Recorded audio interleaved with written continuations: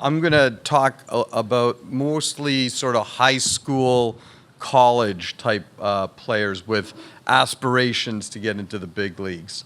And these are my non-relevant disclosures.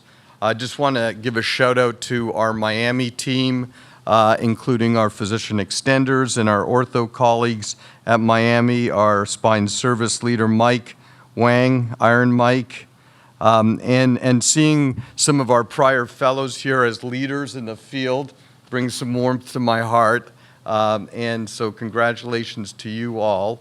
And so we're going to be talking about minimally invasive direct repair of lumbar spine fractures. And we're really talking about kids basically from age 13 to 23 with a grade 0 spondylolisthesis, so fractures that are completely aligned. And you'll hear if they are not aligned, they're not candidates. I think the most important part of this talk is understanding that the vast majority of patients that you see with this don't need surgery. The vast majority, 95% plus, are going to get better conservative treatment, bracing, pain medications, occasionally PARS injections, and they get better. But we're going to talk about those people who are in pain for 6 months to a year. They've tried absolutely everything, and they can't go back to sports. Every time they go back to sports, they're in terrible pain.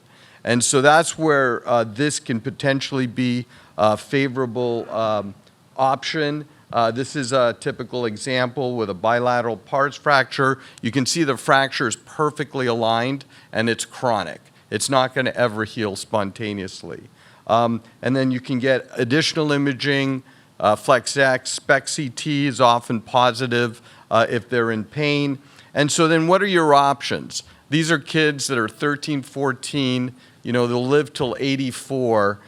Fusing them at L5-S1 for an L5 PARS fracture, whether it's minimally invasive or open, it's not a great solution.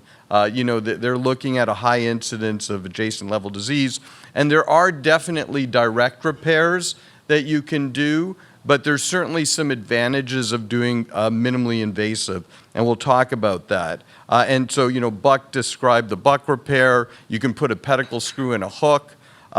This is a case that was taken care of across the way on the west coast of Florida in a 14-year-old kid that was done open, and it's a hook and a screw, but kids heal like gangbusters. And so in this particular case, they did the instrumentation, they put a little bone graft and BMP, and they ended up fusing L5 to S1 because kids fuse well. And so that's not a great result, I would tell you. And the kid was still in as much pain as they were before the surgery.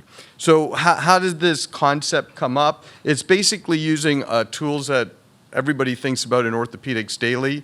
In neurosurgery, we think about it for odontoid fractures. So if you have an undisplaced odontoid fracture, you can put a screw through the fracture if it's fresh, and it will heal most of the time, not all the time, but it's a different patient population. It's 80-year-olds who don't tend to heal that well.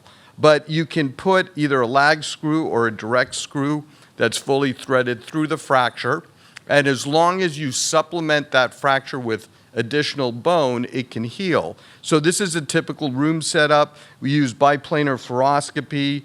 We do O-arm confirmation of the appropriate placement of a Steinmann pin. We're basically putting a Steinmann pin through a midline approach using a UCSS cannulated system, and we put it through the PARS fracture. And then we do it under general, obviously.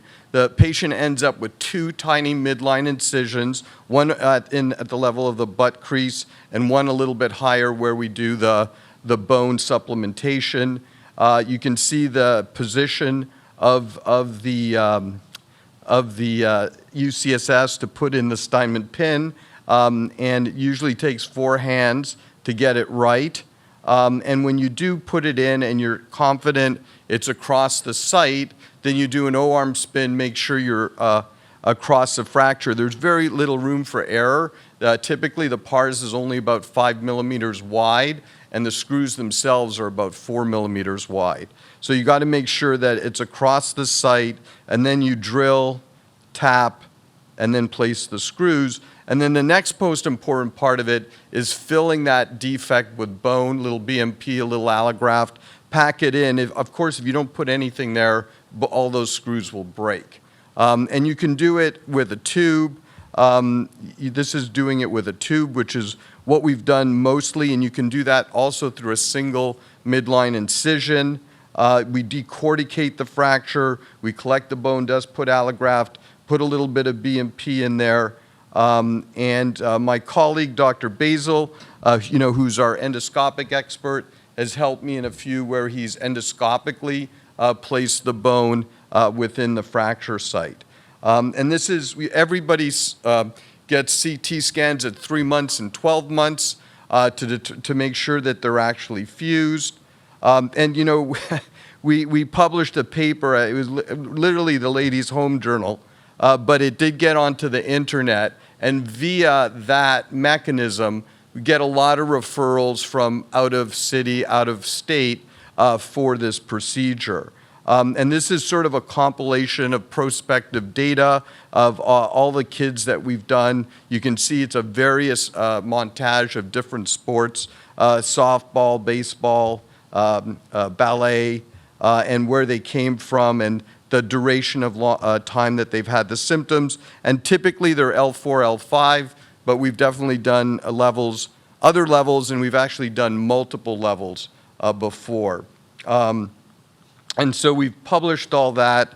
And, again, I think one of the important things is who should not have the surgery. And we end up saying, unfortunately, you're not a candidate.